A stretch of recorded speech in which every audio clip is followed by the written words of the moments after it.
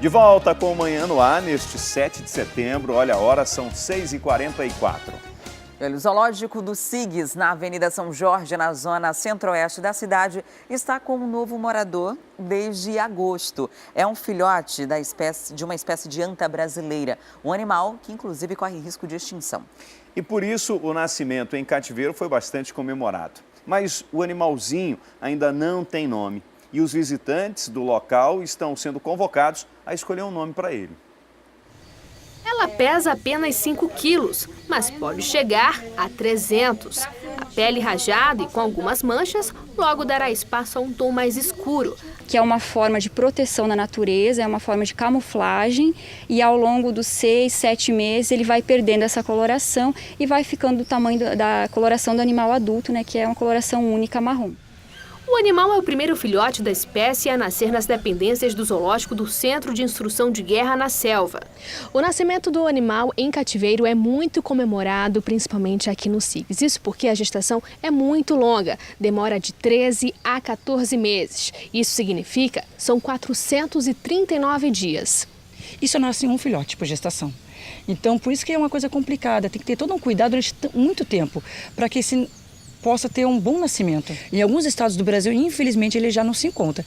A Amazônia tem essa beleza, que tem bastante exemplares, e a América toda do Sul nós podemos encontrar praticamente a anta. Mas a pequena anta ainda não tem nome. Para isso, a direção do SIGS espera contar com a ajuda da população. Quem for ao zoológico nesse sábado, dia 9, vai poder escolher entre os nomes Tapioca, Pupunha ou Potira. A expectativa é que cerca de 4.000 visitantes participem da votação. Então, ao final da visita, eles receberão um papel onde tem esses 3 nomes para ser feita a votação. Depois vai ser divulgado o nome que será escolhido. Muito linda, né? Só para lembrar, a visita deste sábado vai ser gratuita e o horário vai ser de 8 da manhã às 5 da tarde.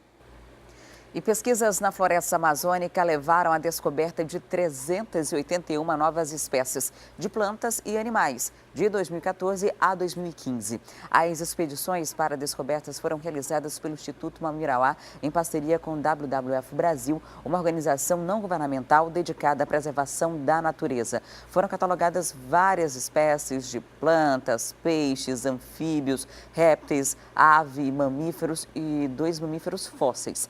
Em média, uma nova espécie de ser vivo foi descoberta na Amazônia a cada 2 dias. É muita coisa que foi descoberta ao longo desse período. E para falar mais sobre esse assunto, nós estamos recebendo aqui no estúdio do Manhã no Ar a Fernanda Paim, que é pesquisadora do Instituto Mamirauá. Seja muito bem-vinda ao programa. Obrigada, ótimo dia. Adriane. Bom dia. Esse número me impressiona, 381 novas espécies. Isso. Foi descrita essas espécies foram descritas no período de 2014 e 2015. E o Instituto Mamirauá teve o trabalho de compilar todos esses dados, essa informação científica que, em geral, não está disponível facilmente para o público. Então, a gente catalogou esse material e fez essa seleção, né? Então foram descritas 381 espécies novas. Eu já acompanhei uma pesquisa de bioacústica que identificou várias espécies de pássaros através do canto. Que eram cantos diferentes e aí foi possível catalogar. No caso dessas espécies todas, como foi possível identificá-las? Então, tem uma espécie, a única espécie de ave descrita nesse período foi identificada justamente pela bioacústica. A bioacústica ela serve para o reconhecimento específico, por exemplo, o animal só vai reconhecer o seu parceiro semelhante, se ele tiver o mesmo som. Então, é como se fosse uma identidade, uma impressão digital da espécie. Então, a bioacústica ela pode ser usada sim para identificação das espécies, que foi o caso dessa ave. Dos demais, por exemplo, as plantas foram identificadas através de exames laboratoriais, como é que funciona para a identificação? Porque são plantas, às vezes, com características físicas muito semelhantes, né? Isso. É difícil você conseguir fazer essa diferenciação. Isso. Depende do grupo que você está estudando, mas geralmente são características, né? Nas árvores, por exemplo, é o tipo de folha, o formato, são características externas de coloração, às vezes de cheiro, né? Até de sabor. Então, os especialistas nessa área, eles vão buscar características que diferenciam essas novas espécies daquelas que já foram descritas e conhecidas, portanto, pela ciência. E tem uma espécie nova que foi registrada aqui na área de Manaus, que ela ganhou o nome de Myrcia manaucense, em homenagem à cidade de Manaus. É uma planta parente das goiabas e dos araçás. Então, uma planta frutífera? Uma planta frutífera. E o fruto também é parecido com a goiaba, por exemplo? É parecido, só que ele tem algumas características diferentes, no tamanho, na coloração, que diferenciam das outras espécies. Agora, 93 espécies de peixe. Isso. Essas espécies foram identificadas também na região do Amazonas ou na Amazônia como um todo? Todas as espécies foram identificadas na Amazônia como um todo, inclusive nos outros países que fazem parte da região amazônica, como Peru, Colômbia, Venezuela. Então, os estudos foram realizados em todas as áreas da Amazônia, principalmente ao longo dos cursos dos rios, que são as áreas mais de fácil acesso, mas também em unidades de conservação. Esses peixes, por exemplo, eles são parecidos com os peixes que a gente já está acostumado ou são peixes com características muito diferentes, assim? É algo que não havia, não estava catalogado, mas que, por exemplo, já era de conhecimento popular dessas comunidades ribeirinhas. Como que é essa relação? Com certeza, das comunidades tradicionais, esses peixes já eram conhecidos. Tem peixes de vários tamanhos, tem até uma espécie nova de arraia que foi identificada. Muitas espécies são pequenas, são peixes ornamentais, que por isso mesmo são difíceis de serem vistos, mas sim foram descritos em toda a Amazônia. E existe, a gente fala de novas descobertas, na verdade, de identificação desses animais, essas plantas, e em alguns casos, apesar de para a gente agora está se tornando de conhecimento, já está até ameaçado de extinção. Exato. Né? Que espécies estão nessa lista? Existe uma região na Amazônia chamada Arco do Desmatamento, que ela vai indo desde o Pará e pega as bordas da Amazônia, passando pelo estado do Mato Grosso. Essa região ela está sujeita a fortes conflitos antrópicos, né? Conflitos em função das atividades humanas, como, por exemplo, desmatamento em função da atividade agropecuária, tem planejamento de hidrelétricas na área, grandes empreendimentos, como estradas também. Então, se esses empreendimentos continuarem ocorrendo nas áreas, as espécies podem sim ser extintas, né? Que é o caso do zogue-zogue de rabo de fogo. É uma espécie de primata, ela foi descrita em 2014 e ela provavelmente está em risco de extinção. É um macaco? É uma espécie de macaco, isso. Então, ela está numa área onde tem planejado, inclusive, uma hidrelétrica e essa área é onde está a maior população da espécie. Se a hidrelétrica for mesmo feita nessa área, a espécie pode ser extinta. Agora, recentemente ganhou repercussão no país inteiro, inclusive no mundo, a renca, né? Que não tinha tanto, não era tão popular, principalmente aqui no Amazonas, que é uma região, uma reserva que fica entre os estados do Amapá e do Pará. E nessa região foram identificadas algumas dessas espécies, né? Isso. Dentro da região da renca, foram identificadas 4 espécies novas de peixes. Entra liminar, sai liminar, entra decreto, sai decreto. Acho que a gente tem a impressão de que nem o governo sabe direito qual é a importância da renca, né?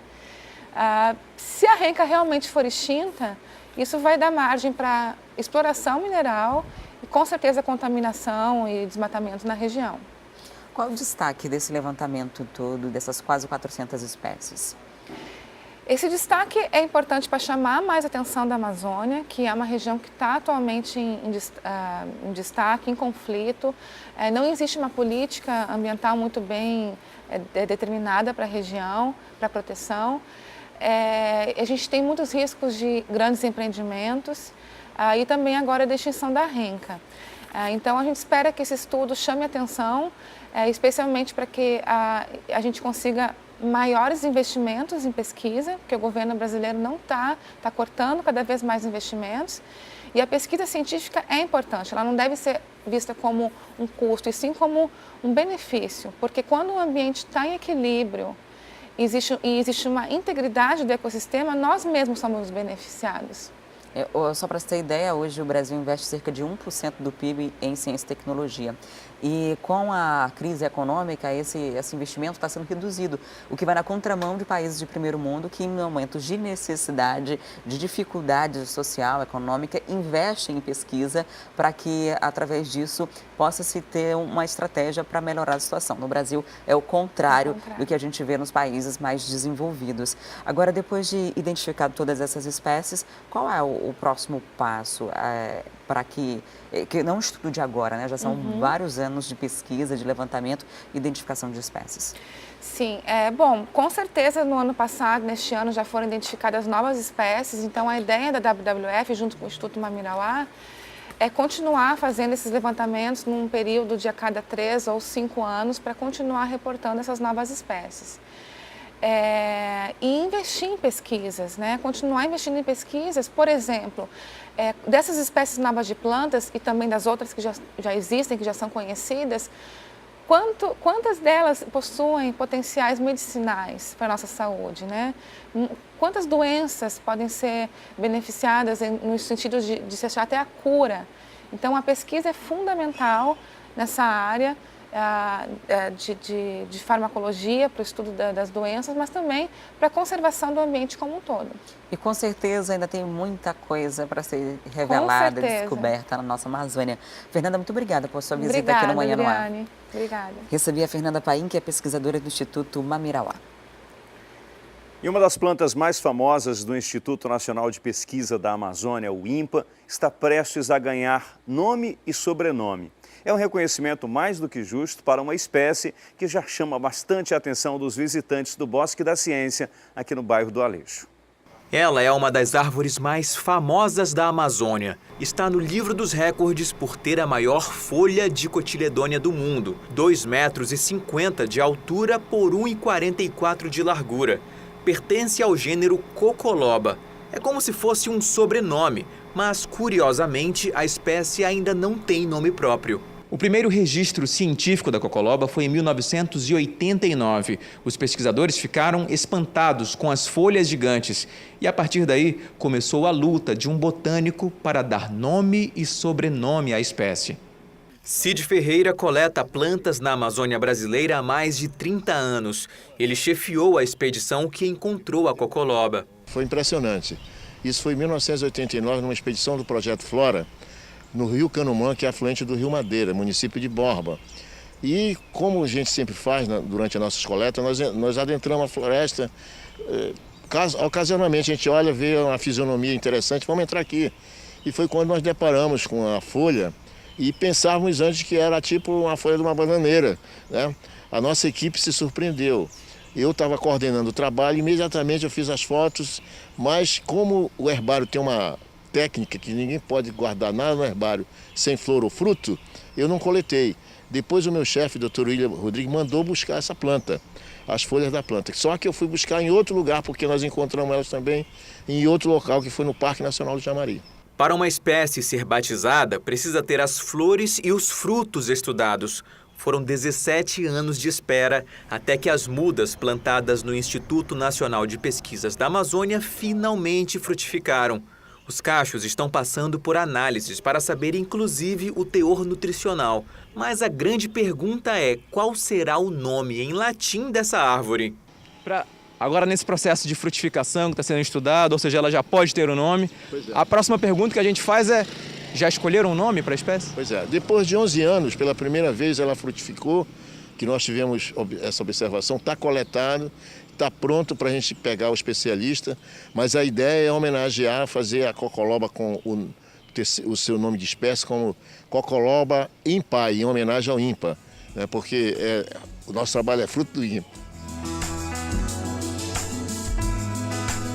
Cocoloba Impai, homenagem merecida para quem apresentou a árvore de folhas gigantes ao mundo.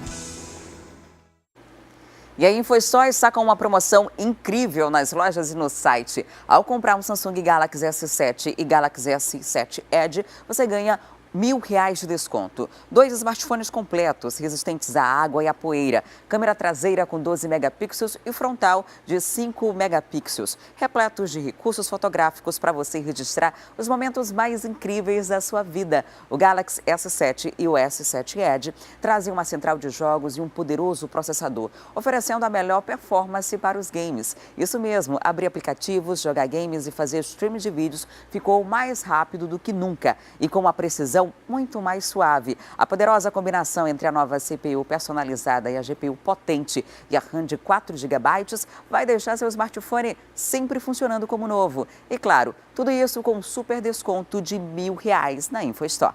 É promoção da Samsung? Então é da InfoStore, o maior mix de tecnologia.